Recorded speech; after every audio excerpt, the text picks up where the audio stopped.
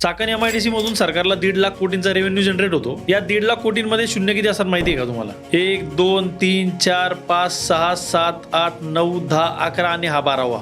जी संख्या समोर असल्यावर आपल्याला वाचता येणार नाही एवढा प्रचंड रेव्हेन्यू देणाऱ्या भागाची अवस्था आज काय आहे। आज 20 कंपनी निर्माणीचा इशारा दिल्यावर सरकार खडबडून जागं झालं। मग एवढे दिवस तुम्ही काय करत होते? मी मागे यावर व्हिडिओ बनवला होता की तळेगाव चाकण शिक्रापूर यापेक्षा महत्त्वाचा मार्ग अख्ख्या महाराष्ट्रात कुठेही नाही, कारण एवढा मोठा रेव्हेन्यू जनरेट करून देणारा भागही कोणता नाही। सरकारने मुळात MIDC डिझाईन करतानाच गल्लत केली, कारण MIDC मधले रस्ते मोठे मोठे केले व MIDC ला कनेक्टिंग रोड जे होते ते तसेच ठेवले। कसं असतं, वेळेत जर निर्णय घेतला तर पुढचा अनर्थ टाळता येतो। म्हणजे तेव्हा जर 43 अतिक्रमणावर कारवाई केली असती तर आता जी 4-5 हजार अतिक्रमणावर जी कारवाई करायला लागेल ती वाचली असती। आता अनेक लोक म्हणतात की रिंग रोड मुळे चाकणची वाहतूक कोंडी सुटेल, मात्र मित्रांनो रिंग रोड चाकणच्या अलीकडे आहे। मोशीचा इंद्रायणी नदीवरचा पूल क्रॉस केल्यावर लगेच रिंग रोड आपल्याला पास होणार आहे। म्हणजे रिंग रोडवरची ट्रॅफिक जेव्हा त्या चाकण तळेगाव चौकात जाणार तेव्हा प्रचंड मोठी ट्रॅफिक होणार। आणि आपण जी लोक आहोत की आपला MIDC संबंध नाही, की आपल्याला डेली ते जायला लागत नाही, मित्रांनो आपल्याला फक्त माहिती की चाकणच्या चौकात ट्रॅफिक असते। मात्र यापेक्षाही शेकडो पटीने भयंकर ट्रॅफिक ही जो माळुंगे ते सावरदरी रोड आहे किंवा जो आंबेठाण रोड आहे तिथे एवढ्या मोठ्या अवजड वाहनांची वाहतूक होते।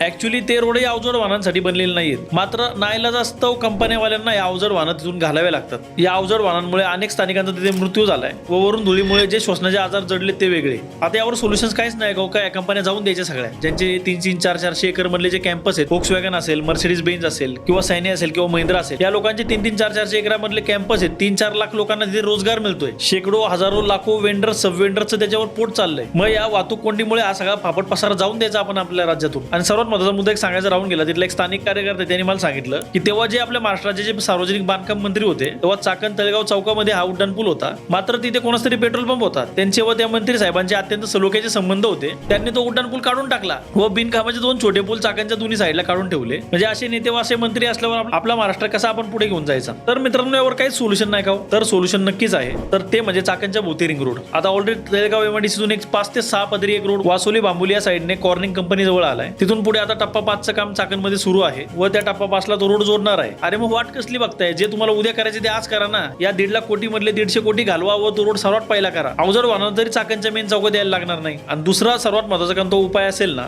तर तो उपाय म्हणजे मेट्रो ही MIDCच्या चौबाजूंनी फिरवा। फक्त चाकणपुरती मर्यादित न ठेवता त्याला तळेगावला जॉईन करा। मित्रांनो आपण विचार नाही करू शकत एवढ्या कंपन्या तिथे आहेत, एवढी लोक परराज्यातून आलेले मोलमजूर तिथे एवढ्या दाटीवाटीने राहतात आणि खरंच या कंपन्या गेल्या तर आपल्या राज्याचं कधीही भरून न निघणारं नुकसान हे ठरेल। तर तुम्हाला यामध्ये दोषी कोण वाटतं? प्रशासन, सरकार, ठेकेदार की राजकारणी? किंवा यावर उपाय काय होऊ शकतो हे तुम्ही कमेंटमध्ये व्यक्त व्हा। धन्यवाद।